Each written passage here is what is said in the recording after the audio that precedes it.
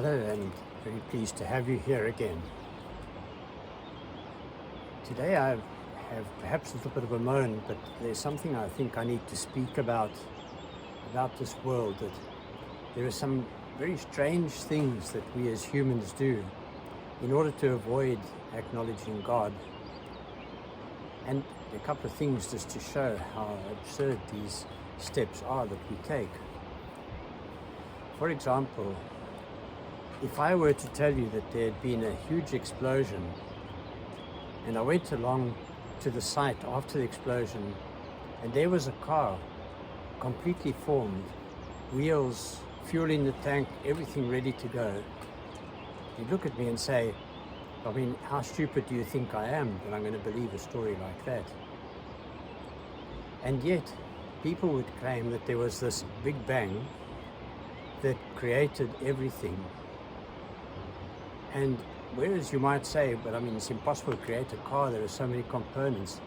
But what about all of nature, all of the variety we have in nature? The fact that not only have there been so many animals and people created, but this form of creation and many other forms, plant life and so on, are able to replace parts of themselves, to repair parts of themselves autonomously, just by the way that their bodies and their structure works. You see, there's nothing to say there was never a Big Bang. But of course, if there was, you had to have something there to go bang. You had to have material and you had to have energy. And where did those come from? And this is, when we talk about God, we're talking about that source and origin of everything. And so, as I say, to claim that everything just came out of nothing and works is absurd. I remember recently listening to an interview with a man who claims to be atheist, and he says the one thing that he finds really puzzling to think about is that he's made up of this cluster of particles that are able to be aware of their own existence. What he didn't say was, what's even more marvelous is that even today in this world there are 8 billion such clusters of particles able to be aware that they exist.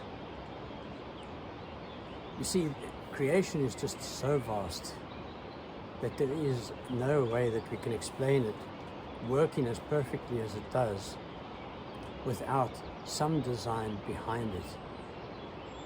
And this is where we come to God. To avoid this, people will use words like the universe. The universe told me, the universe taught me. We don't even know the universe.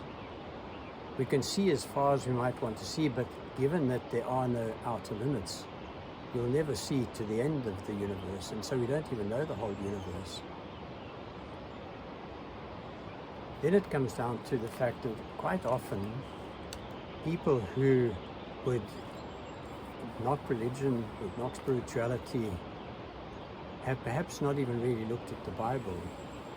And this is very interesting because, for example, if I buy a piece of equipment and I try to use it and it's not going very well, I'll then often go and get the manual and have a look to see where I might be going wrong, and I might not have understood properly how this thing is meant to work and what it can do.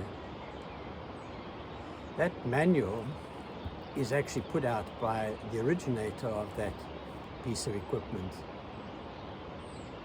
because they designed it, they put it together to work in a particular way, and so this is the explanation for us of what they have put together and how it can be used, how it's meant to be used. And this should be the case with our lives. When we're living our life in this world and it's not working out very well, it would be time to go back to the user's manual, which is the Bible, God's word for us as to how He intended the universe to work. This universe that He put together, this world of ours that He put together. And to refuse to use it is a bit like, and you may excuse me using a very old example, but I'm not that young anymore. But something that was quite amusing in South Africa, where I was living at the time, television only arrived in 1975. And what was amusing to us younger people was watching the older people come to grips with this new equipment. And when video recorders came out, it was an amazing thing to them. The only thing is that many of them would only know how to push record, stop, play, stop, and that was it. Even to the extent that usually these pieces of equipment had the time, and you would have 12, 12, 12, 12 flashing. I remember Jerry Seinfeld joking about that and saying, doesn't anyone know you can put a piece of black tape over that? But it was that they wouldn't go as far as learning to set the time on this piece of equipment.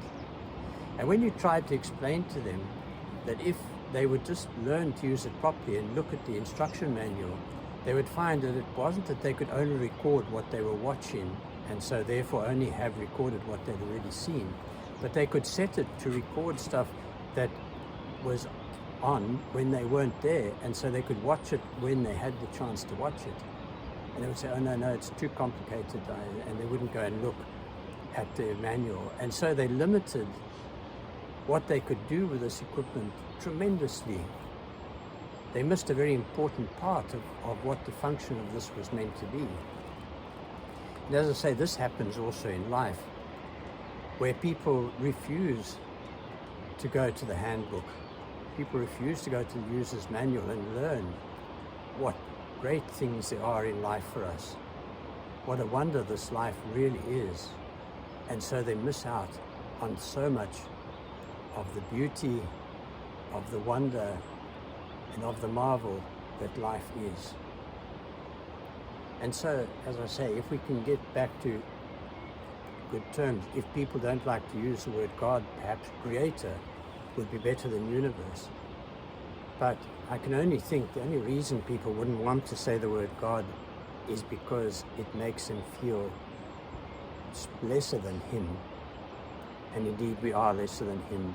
And so the only sensible thing is to recognize that, to know it as the truth, and to live that truth. And so may God bless you. Thank you.